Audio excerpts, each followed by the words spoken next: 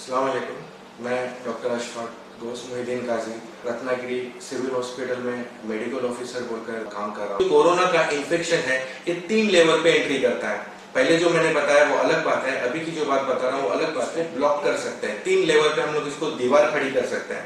पहली दीवार जो है वो प्रोटेक्शन की है कि हम लोग बार बार हाथ धोना साबुन से, सैनिटाइजर का लिक्विड इस्तेमाल करना, मास्क पहनना, ग्लोव्स पहनना, गॉगल्स पहनना, इस तरीके से हम लोग प्रोटेक्शन कर सकते हैं। दूसरा लेवल ऑफ इसका कंट्रोल, इसका ब्लॉक ये है कि हम लोगों की तबीयत के अंदर हम लोग इस तरह से प्रतिकार शक्ति जिसको बोलते हैं या इम्यूनिटी बोलते हैं, वो इस तरह से बना ले कि अगर वो इन्फेक्शन हमारे बदन में दाखिल भी होता है, फर्ज करो कि आज के तारीख में इन्फेक्शन अगर मेरे बदन में दाखिल हो गया है, तो भी उसका इफेक्ट होने के लिए 12 से 14 दिन जो जाने वाले हैं, उस दौरान हम लोग हमारे बदन को इस तरह से ताकतवर बना ले, हमारे रेस्पिरेटरी सिस्टम को इस तरह से ताकतवर बना ले कि अगर वो इन्फेक्शन आता है तो भी हमारी बॉडी उसको फाइट करके उसको रिजेक्ट कर सकती है। वो उसको कहते हैं कि इम्यूनिटी को बिल्ड करना।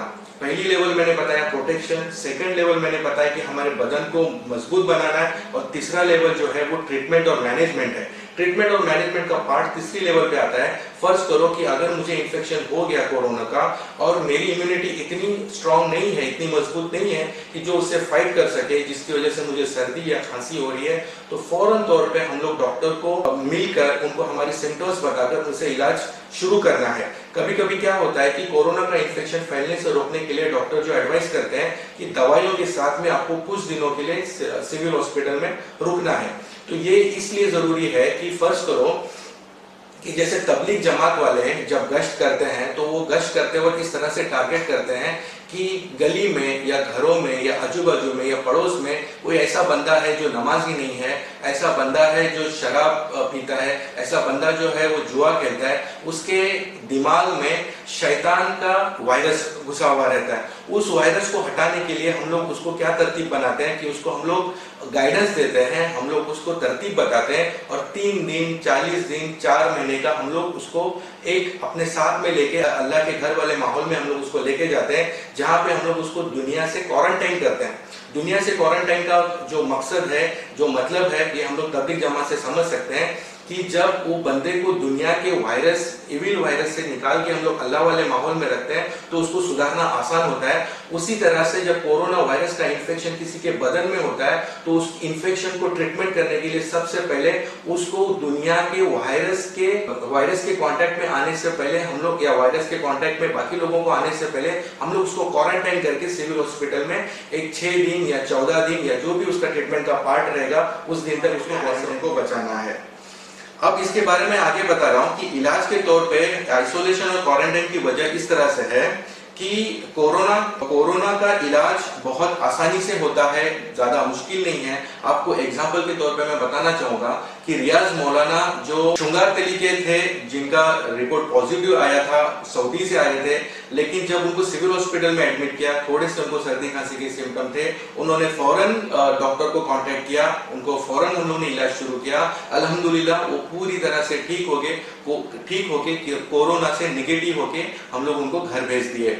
इसी तरह से जो सिविल हॉस्पिटल में साकर दर्द के पेशेंट है, वो जो पेशेंट बीमार होने के बाद थोड़े लेट डॉक्टर के पास पहुंचे तो डॉक्टर ने उनको आईसीयू में एडमिट किया, उनको इलाज दिया, उनको वेंटिलेटर पे रखने की नौबत आ गई। इतनी तकलीफ ज्यादा थी क्योंकि वो लेट आए थे, लेकिन इलाज के बाद वेंटिलेटर से निकाल के उनको ऑक्सीजन की ही सिर्फ जरूरत पड़ गई, और आज की हालत ऐसे है कि आज उनको बिना ऑक्सीजन के वो बहुत अच्छे तंदुरुस्त हैं।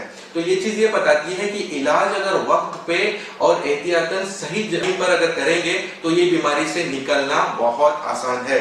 तो ये बीमारी से डरना नहीं है, लेकिन ये बीमारी के लिए एहतियात बहुत जरूरी है।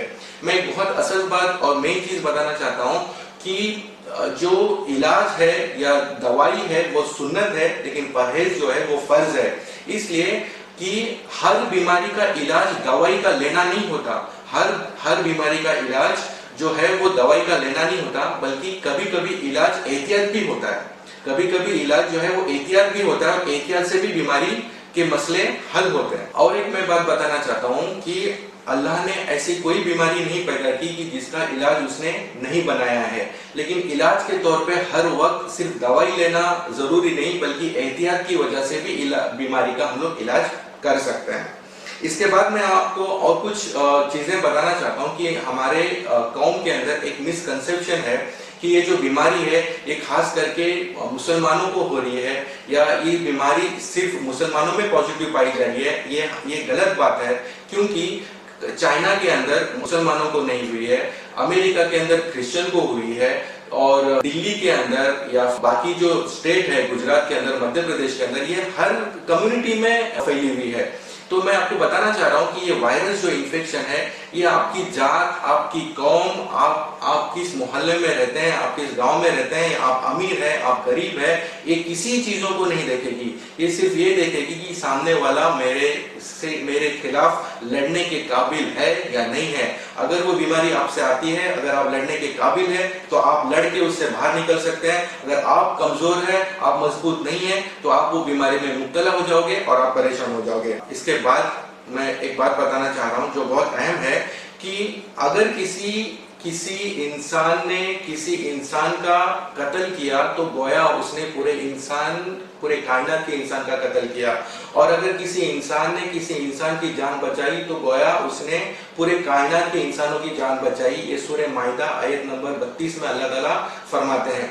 तो इसका मतलब यह है कि आज अगर मैं कोरोना के इन्फेक्शन से बीमार हूं, और आज अगर मैं गलियों में घूम रहा हूं, या आज मैं डॉक्टर से कांटेक्ट नहीं कर रहा हूं, या आज मैं अपने आप को हॉस्पिटल में क्वारंटाइन नहीं कर रहा हूं, तो मैं मेरी जान की वजह से, मेरी बीमारी की वजह से, मेरे घर के रिश्तेदारों का, मेरे पड़ोसी लोगों का, मेरे गांव के लोगों का जान का दुश्मन बन रहा हूं। मैं मेरी बीमारी उनको दे रहा हूं और वो उनको बीमार कर रहा हूं। तो आप सोच लो, अगर उनमें से किसी का अगर इंतकाल होता है या वो बीमारी से परेशान होते हैं, तो जान लेना अल्लाह इससे बहुत नाराज हो गए। क्योंकि ये बीमारी से मैं अगर उसको मार रहा हूं, तो फर्ज करो कि मैंने एक कत्ल किया है, और वो एक इंसान का कत्ल करना मतलब मैंने पूरी कायनात का कत्ल किया है। और दूसरी बात यह है कि आज मुझे बीमारी हुई है, या आज मैं बीमार हूं, और मैं फौरन तौर पे इलाज ले रहा हूं, फौरन तौर पे हॉस्पिटल में जाके अपने आप को आइसोलेट और क्वारंटाइन कर रहा हूं, जैसे डॉक्टर बता रहे हैं उस तरह से मैं अपना इलाज पूरा कर रहा हूं और मैं ठीक हो रहा हूं, तो मैंने अपनी बीमारी दूसरे को देने से मैंने रोका, मैंने दूसरे को बीमार होने से रोका, मैंने दूसरे की मौत को रोका। तो मैंने एक जान बचाई, मैंने 2 जान बचाई, पता नहीं कि मैंने पूरे गांव वालों की जान बचाई। तो एक जान बचाने का अजर अल्लाह ताला बताते हैं कि मैंने पूरे कायनात के इंसानों की जान बचाई। तो ये मेरी बात समझदारों के लिए काफी है। और अगर आप लोगों को मेरे से कोई राब्ता करना है या आपको कोई डाउट है, तो आप बेझिझक मुझसे आप कांटेक्ट कर सकते हैं। सिविल हॉस्पिटल के आयुष डिपार्टमेंट में मैं आपको मिलूंगा। मुझे आप व्हाट्सएप कर सकते हैं, क्वेश्चन डाल सकते हैं, मैं आपको क्वेश्चन का व्हाट्सएप के जरिए आपको आंसर कर सकता हूँ। मेरा कॉन्टैक्ट नंबर है 988 1289 988। जज़ाकल्लाह।